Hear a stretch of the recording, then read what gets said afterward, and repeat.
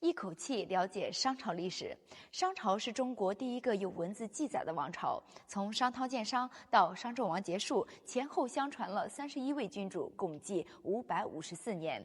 公元前1600年，商汤带领诸侯发动鸣条之战，一举打败夏桀，灭亡夏朝。随后，商汤召开景伯之命大会，得3000诸侯拥护，成为天下共主，定都于亳，建国号为商。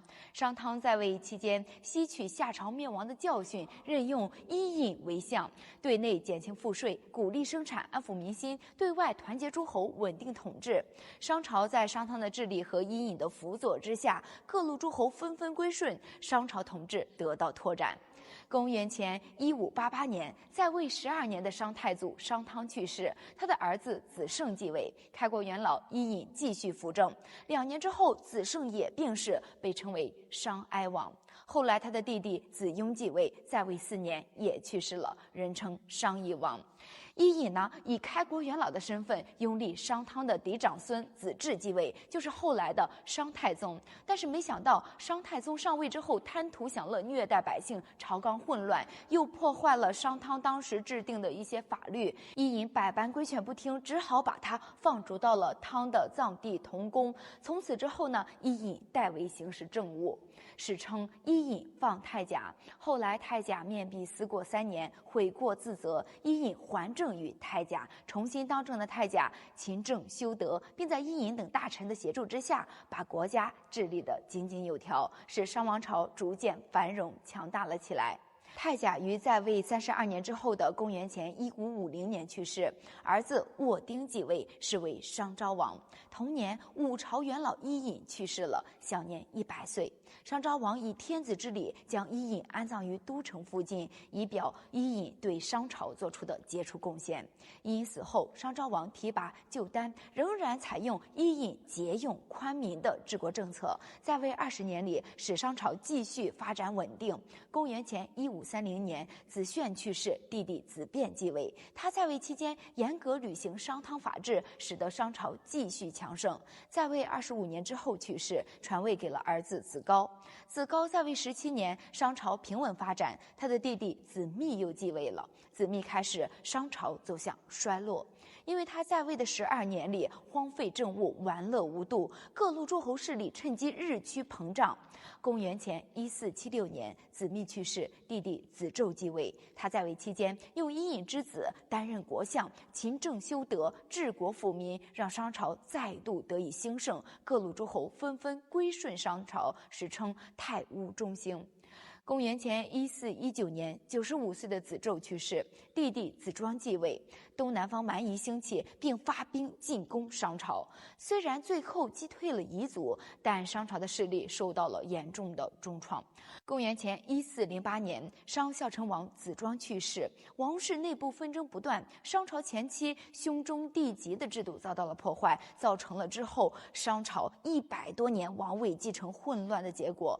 这一动乱历经商思王子发、商西王子瑜、商穆王子腾、商庄王子兴等9王，史称9王之乱，一直持续到商朝第18位国君悼王子和在位期间才有所缓解。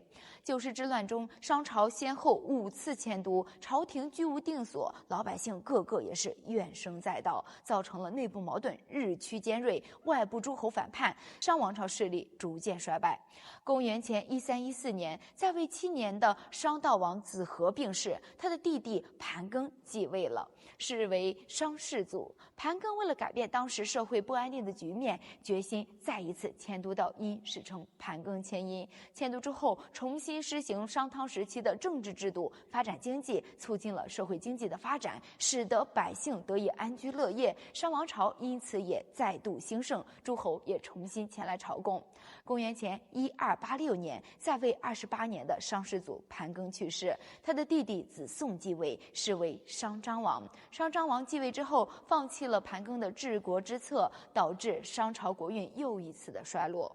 公元前1272年，在位14年的商纣王子宋去世，他的弟弟子敛继位。公元前1251年，武丁继位，他是一位雄主，在位期间勤勉有加，政治上任人唯才，消除了边患，商朝国力再次达到鼎盛期，史称武丁中兴。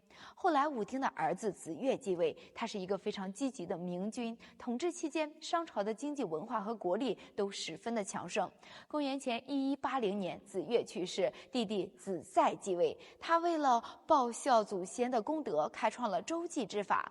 公元前1160年，子载去世，儿子子先继位，在位期间羌方崛起，屡犯商朝，商朝军队遭到很大的损失。公元前1156年，子先去世，弟弟子萧继位，他派兵征讨羌族，占领羌族部分土地，但未能将羌方完全征服。后来他的儿子子渠继位，商朝国势已经逐渐衰落，东夷部族逐渐强盛，势力威胁到了商朝的统治。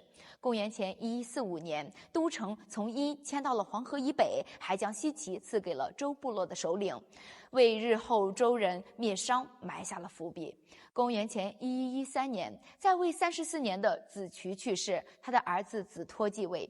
周部落在季历的领导之下逐渐强大，已经威胁到了商朝的统治。为了解除商人的威胁，商设计杀害了季历，商周关系得以恶化。公元前1102年，子托去世，儿子子献继位。公元前1076年，在位26年的商德王子献去世，儿子帝辛继位了，也就是商纣王。